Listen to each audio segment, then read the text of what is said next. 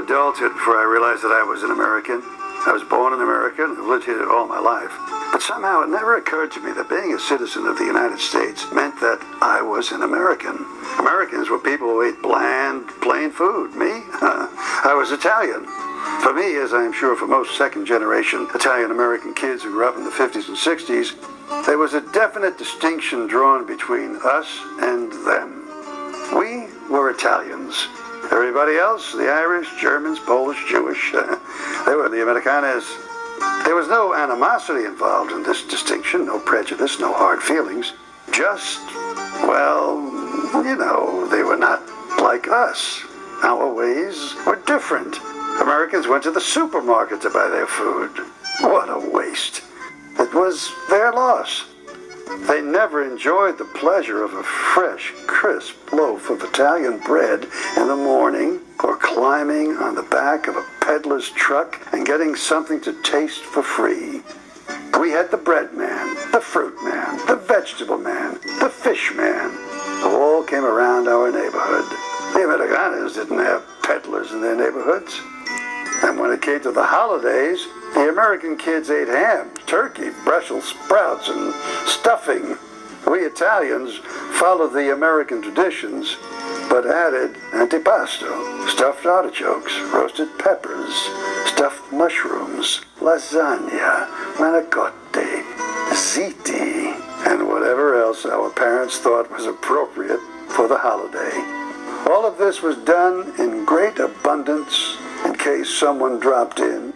Oh, God forbid there wasn't enough food for everybody to have numerous helpings.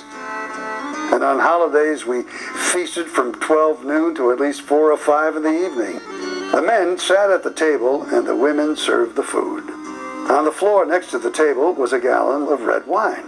The wine was poured into 6-ounce glasses that looked like jelly jars.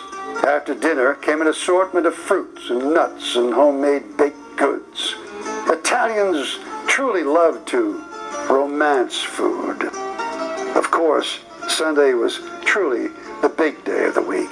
That was the day you woke to the smell of garlic and onions frying in olive oil.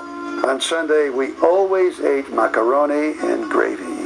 The Americanas called it pasta and sauce, but to Italians it was and always will be macaroni and gravy.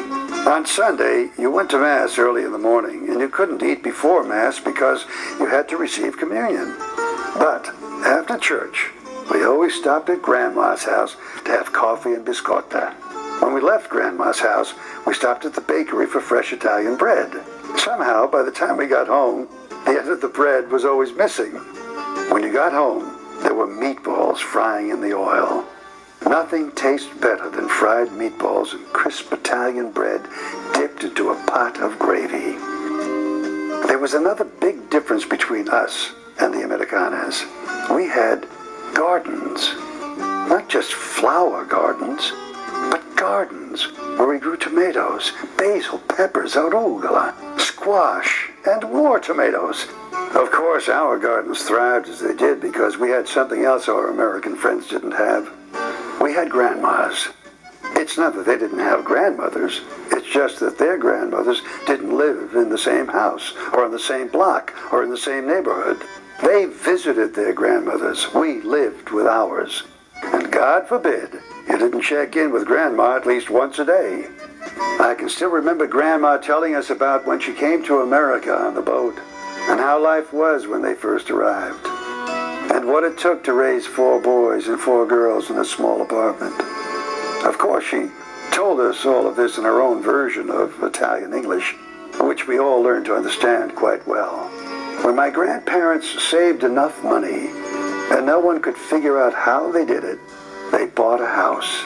And that house served as the family headquarters for the next 30 years. I remember how much Grandma hated to leave that house. She would rather sit on the back porch and watch the garden grow.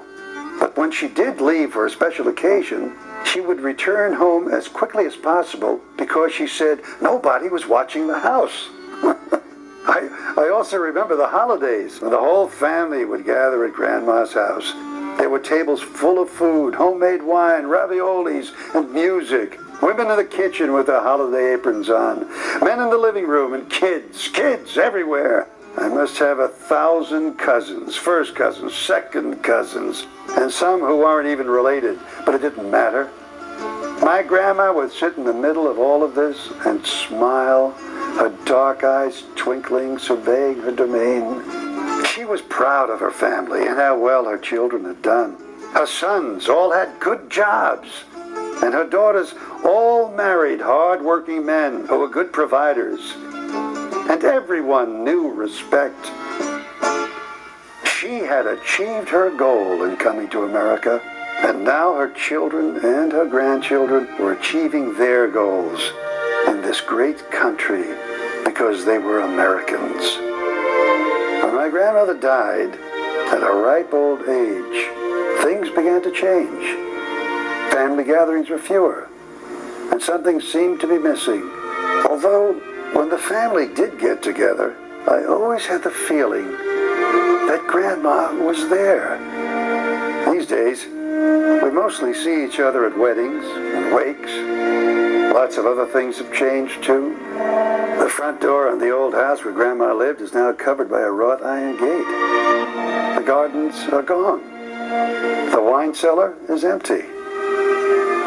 Now, on the holidays, there are no more rounds, visiting family, only occasional trips to the cemetery where my grandparents and many of my uncles and aunts lie.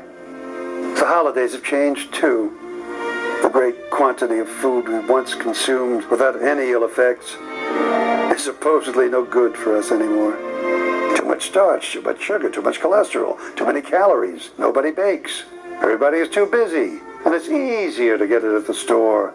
The difference between us and the Americanos isn't so easily defined anymore. And maybe that's good. My grandparents were Italians. My parents were Italian-Americans. I'm an American-Italian. And my kids are American-Americans. Oh, I'm American, all right. Just as my grandma would have wanted me to be. But somehow, I still feel Italian. What is it? Maybe it's the culture, the tradition, roots. I'm not exactly sure what it is. But I try to pass it on to my children. Oh, I guess all I do know is that somehow my children have been cheated out of a wonderful piece of their great Italian heritage. They never knew my grandma.